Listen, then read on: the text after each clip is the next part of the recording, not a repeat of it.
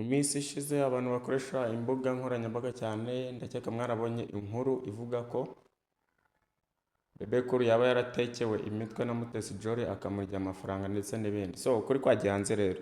Bebe Cool yamanitse amaboko bigizwemo n'uruhare na General Muhozi. Bebe Cool yemeye guhagarika gukomeza kwitendeka kuri Mutesi Jolly, ahita asiba ubutumwa bwose yatangaje kuri X amwita umutubuzi. Nganyira birumvikana Bebe Cool yitaga umutubuzi nde Mutesi Jolly. So byagenze bite rero?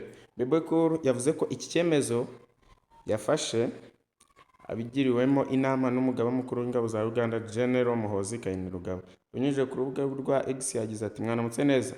Muri iki gitondo nahamagawe na mukuru wanjye General Muhozi Kainerugaba ku bijyanye n'ikibazo nagiranye na Jolly.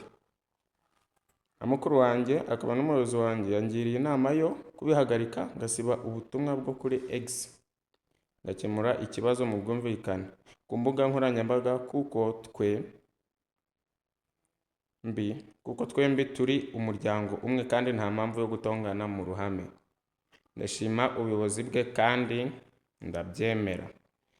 Ibi abitangaje nyuma y'uko mu ijoro ryakeye yari yatangaje ko afite ibimenyetso bikomeye azagaragaza mu rukiko nyuma y'uko Mutesi Jolly abinyujije ku banyamategeko be bari bamuhaye amasaha 48 akaba yasabye imbabazi. So murumva rero Bebe Cool mu by'ukuri ni ibihuha, nta kintu kizima kirimo kabisa. Kanda like, share, comment and subscribe.